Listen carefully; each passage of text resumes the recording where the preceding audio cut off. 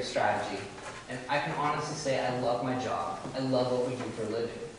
About a year ago, I started writing a book, and I started trying to just figure out for my own sake and figure out when did I kind of flip that switch. Because even I was slow getting started after my accident. I went to college, and I could definitely say, other than my degree and my couple volunteer shifts, I didn't really do anything for experience. I really wasted a lot of opportunity.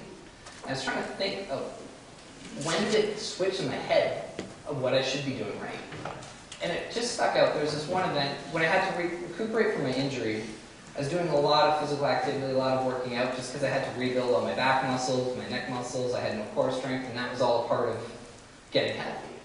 And I started doing something called CrossFit. And one of the things we did at CrossFit one day was a one-on-one tug of war, which is pretty fun, except for when you're about 5'8", 150 pounds, and they try to find the next closest person there to have a fair tug of war event, it's a little outweighed. The guy I had to go against was about 190 pounds, about 6'1", and everyone's kind of mocking us for how short of a match this would be, how unfair it was, and oh, poor Shaun, you're going to get destroyed. But my sister was there, and she was a Olympic weightlifter and a coach at CrossFit, and she had some great advice. She kind of mocked the other people and said, "You guys are stupid. My brother's smart. He's going to win." And it was the first time it occurred to me, as she said it, I'm like, wow, maybe a tug of war is not a game of strengths. Maybe it's a game of using your own strength. Maybe you can outthink the other person. And it never really occurred to me when they say, okay, here's a tug of war, 1, 2, 3, go, that it should be a thinking game.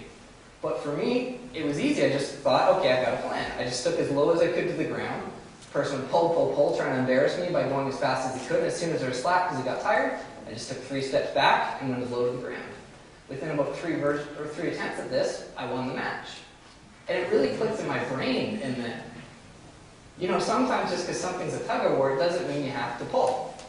There are other strategies to use. If you have a strength, if you have a hedgehog, you have something you're passionate about, you get better every day, you can use that strength to get ahead in anything. And it's one of those things where the clearer that got, the easier it became for me. And the other thing that came really clear is when I finally learned how to learn. I found that a lot of people, especially when I observed in school, so many people waste time studying inappropriately, studying in a way that just has no effect. I figured if I could game school and figure out how to study in the single least amount of time possible and retain the most knowledge, that would be true. So the more I thought strategically of studying and how do I do it best, I learned that I don't learn by reading and reading and reading, I learn by rewriting. In fact, I can rewrite something 3 times, and it's pretty close to memorized. And then I figured out that if I wrote it on 1 page, I could memorize the page. And from there I realized, a good hint for anyone, most teachers throughout school say, and make sure you pay attention to this because it might be on the test. That was almost always on the test. So I had a little sheet that wrote down things on the test.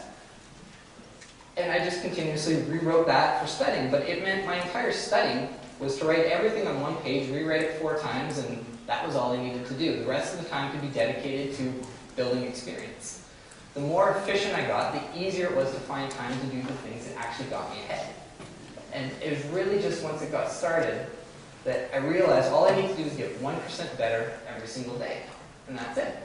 And when you think about it, 1% better, that's all, not including compound interest, which makes this number huge and I can't do that kind of math, but that's 365% better at the end of the year, and then the compound interest on top of it. If you can get 1% better, you're over 3.5 times better at the end of the year. If you do that and get 1% closer to your goal, you get closer and closer and closer every single year.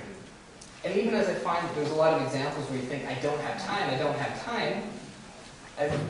in the last year and a bit, when I really accelerated, I took my CEO's advice, and he says success starts at 5:30 in the morning. I'm not a morning person, but I did it, and when you start reading for 2.5 hours before work, I go through about 2-3 books a week.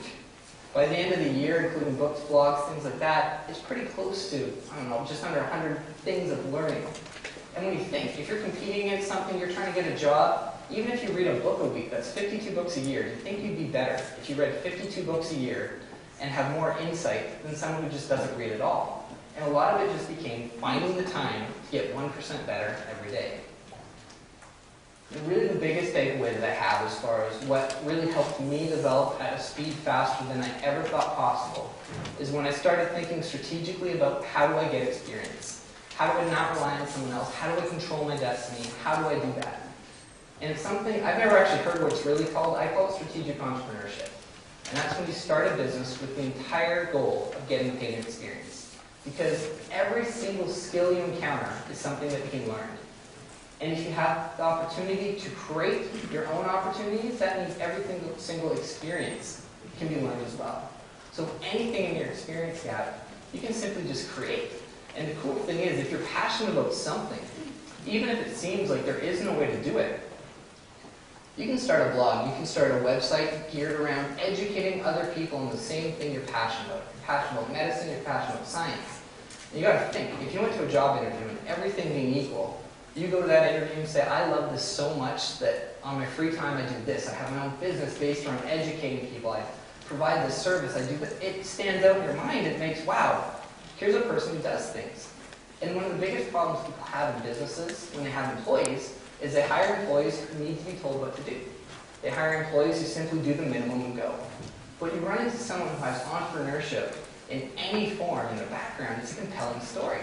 You hear that this is a person who can create opportunities. This person doesn't even need to be told what to do because they can make us better because they're not afraid to act. And again, when we get to what's the difference between the average person and a successful person, it's really just acting. It's more intelligent decisions. And that's what it all comes down to. There's a really cool book by, if you've ever seen the show Dragon's Den, called Driven. And one of the coolest things where Robert came from a family where there was no excuses. And it's a great example of this. Because Robert recognized in his early 20s that, wow, the software industry is booming. Like, I would love to be a part of the software industry. It got him excited to talk about, but all he did was work in restaurants. When Robert went to a job interview for a software company that had an opening, they told him, no, you have no experience. We can't hire you. To which Robert said, well, I'll work for free. And I said, well, we really can't hire someone who doesn't know what they're doing. He said, well, no, I'll do anything for free. He's like, I just want to learn. So he said, I'll stack boxes, I'll file papers, I'll do every single thing I can. Then, over the course of time, I'll learn anything I need to do. So what Robert actually did was worked at a software company from about 6 a.m. to 3 p.m., soaking up every bit of info he could. Then from 4 to 11, he worked at a restaurant, and then on the weekends, he worked at a restaurant. And he did this for an entire year of working for free in the software company. After about that year, they said, okay, you're experienced enough, you can have a job. A couple years later, he formed his own company, to which he then sold for $260 million. He then sold a separate company for another $300 million. And simply in Robert's mind, he knew, I love this, I could be great at this, I just need to learn. When someone said, I can't pay you to learn, he said, I don't care, I just want to learn. And you'll rarely find a situation that if you need experience, even if you need corporate experience, or if you said, I'm willing to work for free because it means so much for me to be an expert in this because I'm so passionate about it, that's compelling. And really, any experience you have, you can do that. Now, especially the one thing I find with a lot of people when it comes to bridging the experience gap and creating their own experience is they honestly say, what if it goes wrong? Like, I can't afford to fail. What happens if I start my own business and it flops? But I argue with the fact, can you really fail if your whole goal is to get paid in experience? Because if you go do a sales pitch, it goes terribly, you learn something. If you get a client and the project goes terribly, you learn something. Brian Tracy says you essentially have to fail 9 times before you'll ever succeed. And the average person gives up after failure number 1. Even more people give up after failure number 2. And most people don't make it to failure number 9. But once you get to success at number 10, it outweighs everything before it. And what gets crazy, if you only really put yourself out there, if you only really try once a year, you'll probably fail. If you try 10 times a year, you'll probably have a big success in that year. But when you take it further, if you try 10 times a month, you'll probably have a great success in that month. If you try 10 times a day, you fail, fail, fail, fail, fail, succeed, you're succeeding every day and learning from those failures. And a great example of that, one with Thomas Edison, who said, I did not fail 1,000 times. The light bulb was an invention with 1,000 steps. And I personally couldn't imagine taking 1,000 times to do an experiment before it actually works. But he persevered, and Thomas Edison is amazingly famous and amazingly successful because he had a vision, and he just didn't let failure count. And I think the best way to sum it up was when Henry Ford said, failure provides the opportunity to begin again more intelligently. Again, you learn, and you get ahead, and there is no negative to failing. There is no way to fail because your whole goal, if you take my advice, and become a strategic entrepreneur in any amount of time you can, your whole goal is to learn. And every time you learn, you get 1% better and 1% closer to your goal. And really just, if I had one thing that I could tell you that worked so well for me, and especially in trying to get to those steps to get the experience that I needed to do, is once you could learn to not just figure out a way to get transferable job skills, but figure out a way to tell a compelling story. When you go to a job interview for any job, I don't care what it is, you are not going through a list of things that, yes, I have that skill, I have that skill, I have that skill. You are telling stories that captivate you. So when you have an experience and a story, you have something amazing, something that sticks in their mind. As you're bridging the experience gap, finding what's in between from where you are now to where you want to be, the biggest thing that's missing is compelling stories backed by relevant experience. Once you have a story for the questions that they're going to ask in an interview, the requirements for that dream job, it's really up to you. Once you can transfer that enthusiasm, the job could be yours. And that's really the biggest thing that can get you ahead. You tell compelling stories. So going back to the little hedgehog, that if you can just go away from this with the idea of, as of today, I'm going to be a hedgehog. I'm going to find what I love to do, what I get excited about talking about, and I'm going to figure out how to get really good at that.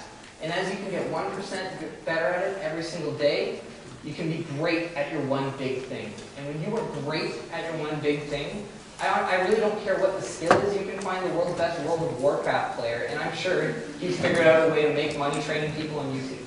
If you can find your passion and become amazing at it, there's a way to be profitable doing it. And really, life is so good when you love what you do for a living. And life is so good when you just go for your passion and create your own opportunities. So that's pretty much my spiel on what I was here to talk to you about today. Thank you very much for your time.